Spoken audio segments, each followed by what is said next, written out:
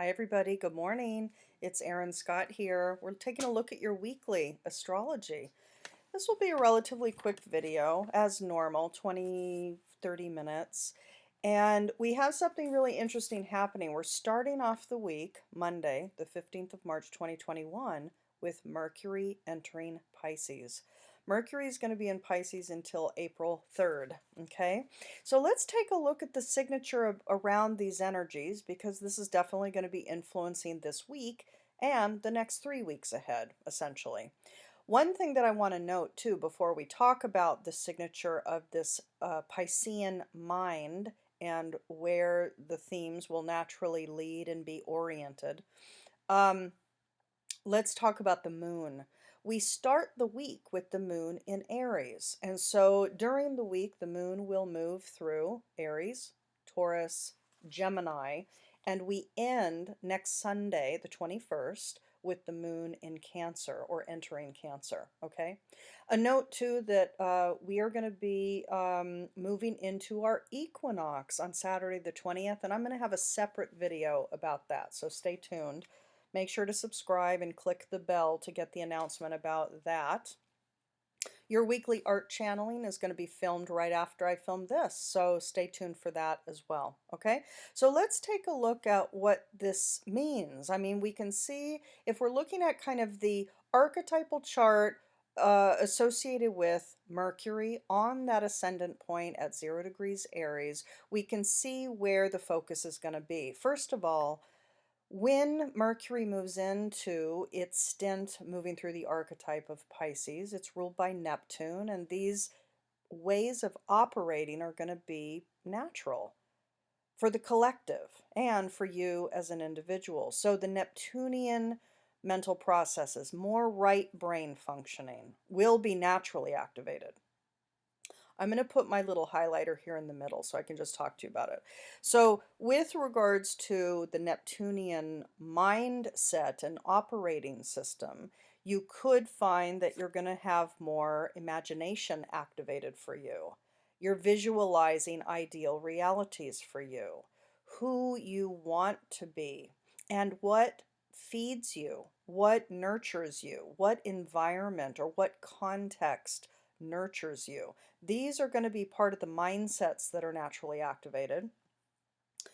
Because Mercury is with Pallas Athena, there are thoughts and focuses also correlated with your power, you activating or embodying your potency as a person, as a human person here. This is all loaded in the Piscean first house in this particular chart. Archetypally, there's these imaginings about your potential, your potential. So a lot of you might be thinking over the next few weeks, what is my potential? What is seated within me? Who am I really? What is my soul structure, my soul story, my narrative? What is my blueprint? Who am I, right? What are my stories? Well, there's a desire to actuate that. But I think what you're going to be finding is that there's going to be certainly a lot of imaginings activated, a lot of visualization, potentially some planning. And we can talk about what that's connected to here, because if we look at Mercury entering into Pisces, it's going to be squaring Mars in Gemini in this fourth house ruled by Gemini and Mercury, right? So Mercury is squaring Mars ruled by Mercury with regards to things such as home, property, family, safety and security, feeling nurtured and secure. These are going to be a focus here for a lot of people, okay? The motivation to move, the desire, fourth house, to take action on some sort of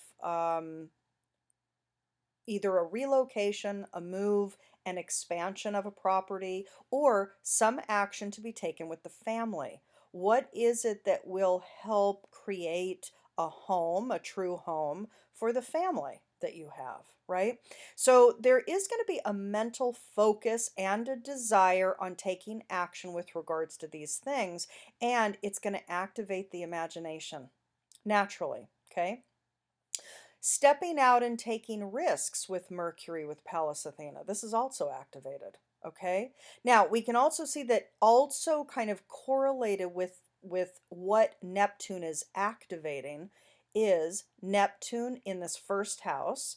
So as it relates to your physical body, there is also a mental mindset too on what is your ideal physicalness, your body, your appearance, your looks, your beauty, okay, your face, your hair, your makeup, your clothes. All of these things too are going to be a focus. There's a level of wanting to create the dream of your appearance.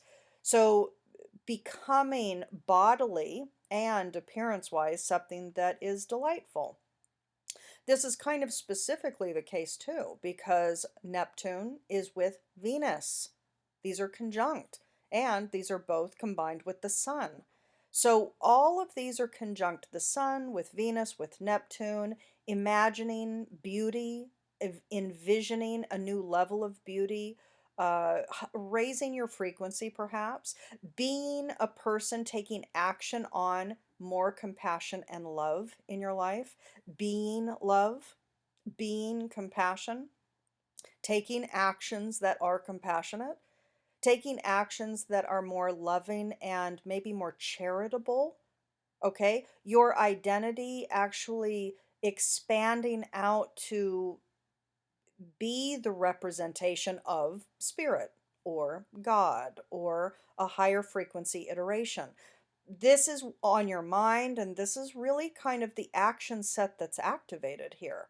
And in the meantime, again, Mercury squaring Mars is approaching the North Node.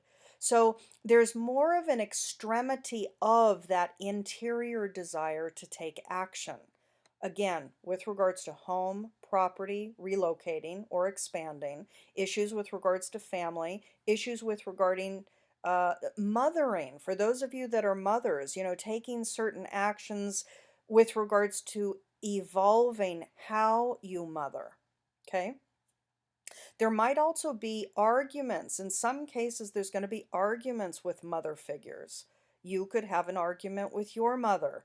And especially, too, on the 27th of this month, when Mars conjuncts the North Node, you know, th- this time frame, this kind of chapter of time that we're moving into for the next few weeks up until April 3rd, this signature is pretty much activated. So you are going to have and essentially the mind might be focused on compassion and love and the need for peace, and yet there could be arguments at the home, there could be arguments with mother, and it can be increasing pressure perhaps, or an increasing intensity to certain conflicts or aggressions or frustrations with members at the home, including for some of you mother figures.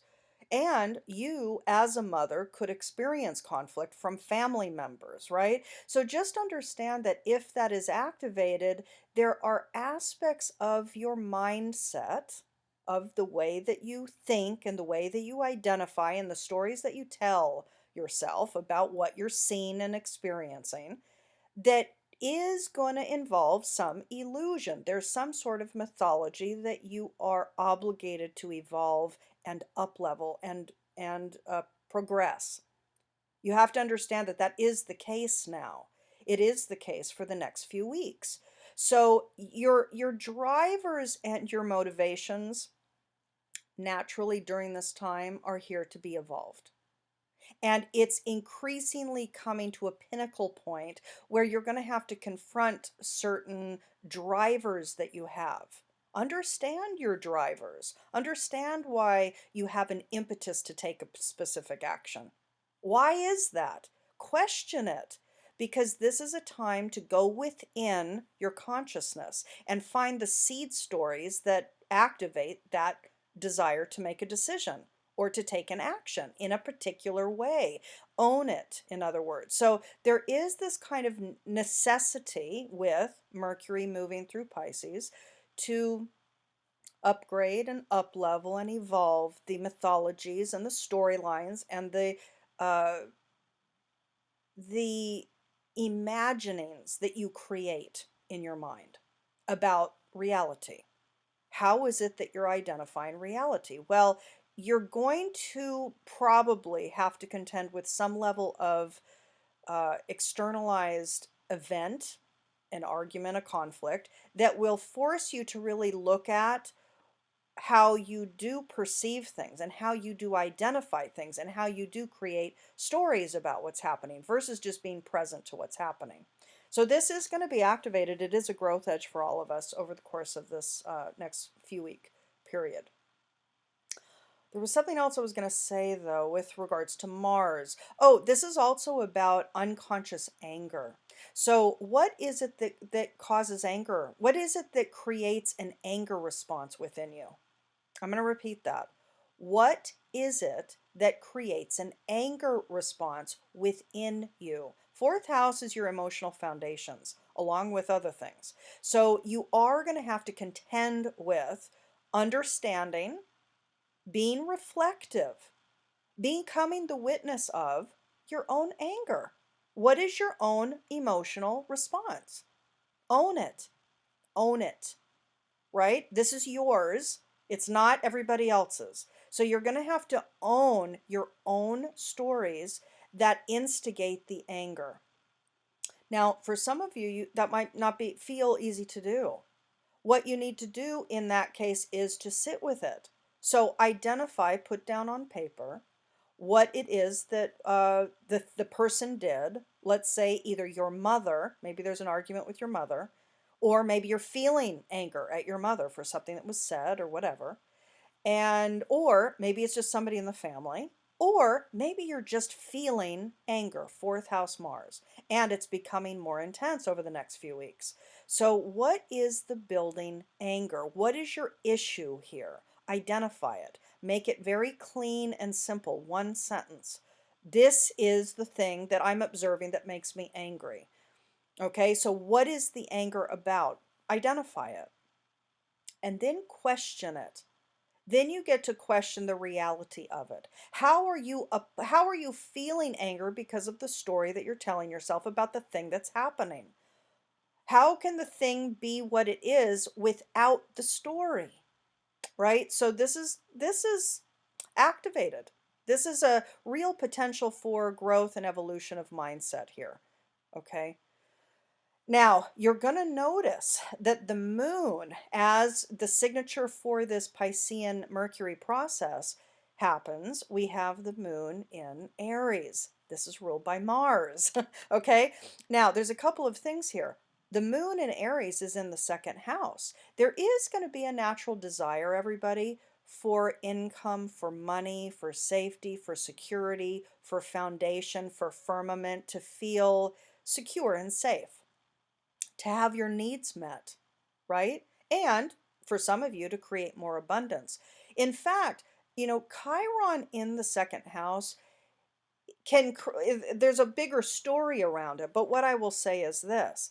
People, for example, who are born with Chiron in the second house always are putting energy into what is a perceived lack. And so a lot of people, not everybody, but a lot of people with Chiron in the second house actually do very well financially in this life. It depends on the other details of their blueprint, of course, but they can do well because they're always putting energy into money, finances, meeting their needs, creating abundance. Okay, so with both Chiron and the Mars fueled desire to create foundation and safety, security, and money and income, a new sense of self-worth too. To heal the self is a value system here. The desire to build your own sense of self-worth and self-value. This is a desire for this next few weeks. So there's the imagined new iteration of self. There's this kind of compassionate, loving, beautiful version of the self that's wanting to come into manifest form. There's a desire to take action on the truth of your desires, and this is part of your mindset and focus. And there's a desire for income and money and manifestation of comforts for you. So this is quite good. It's very good.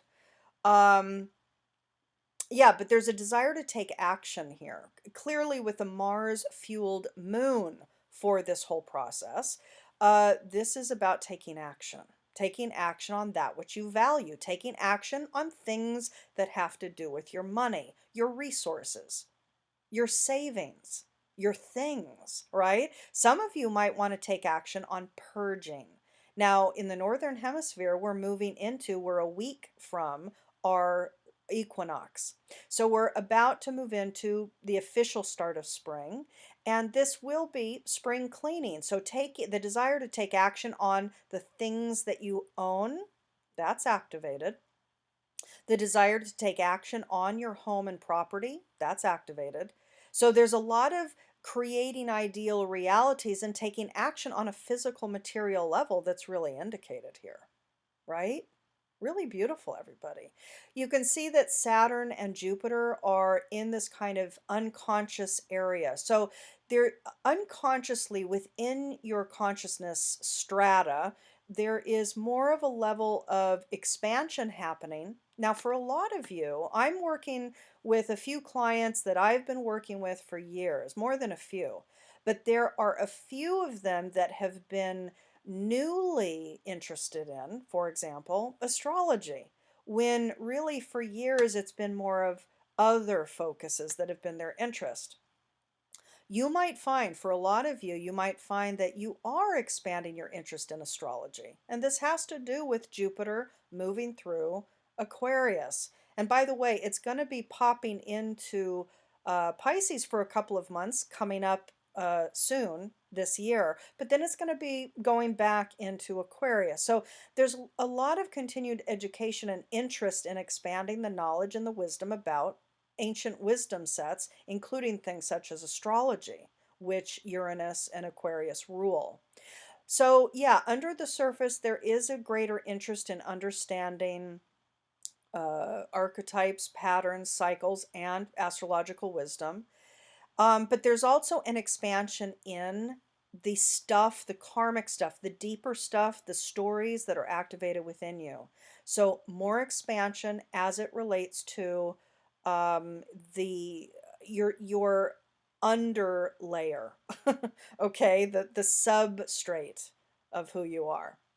There's also more of an area of maybe feeling limited and contained. So as you're dreaming the new self into being, and as you're really motivated to take action in various areas of your life, including home, property, foundation, relocation, things, possessions, family, etc., you are more seriously focused on your role in the collective, which we've already talked about a few times. But there's also a sense here, kind of an existential sense of limit and constraint. So you are dreaming the new dream. There is hope and optimism here intrinsically. There can be, for a lot of you, a new sense of self compassion, a self love, self compassion that's activated in the face of um, collective limits that are activated now. So this is quite good. I think this is quite positive because you're willing, a lot of you are going to be more willing to naturally open to optimism in the face of certain limits that are playing out. That's part of the Earth's collective cycle. It's part of the collective humanities macro cycle, you know? So there's a level of, hopefully, a level of allowance to, yes, there are things playing out that are beyond my control, period, period. And here I am part of it, and things might not, the actions might not necessarily be able to fully be realized, but I can dream it, I can plan it, I can understand and relax with the greater macro cycle that's playing out, and I can take actions where I can. That's the maturity here that we're looking at.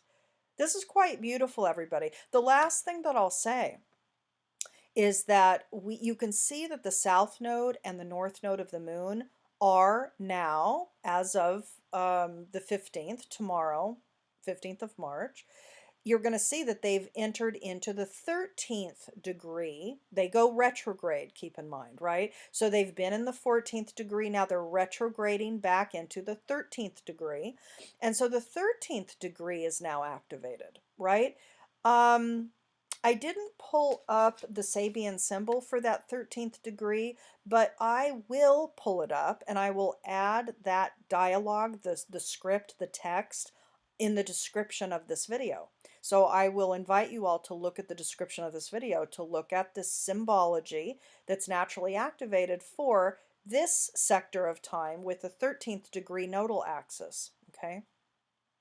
That's going to help you understand, and I'm specifically going to bring up the North Node, Gemini 13 to 14 degree portal, okay? So I'm going to leave it there, everybody. I hope that this was helpful for you. A reminder that I will have a separate video coming out midweek that will talk about our upcoming new year, which is the equinox point happening next Saturday. All right? Sending you much love for your week. For those interested in understanding their own intrinsic life story, your natal chart, your blueprint, you can see the links below. All right. Have a good week. Bye-bye.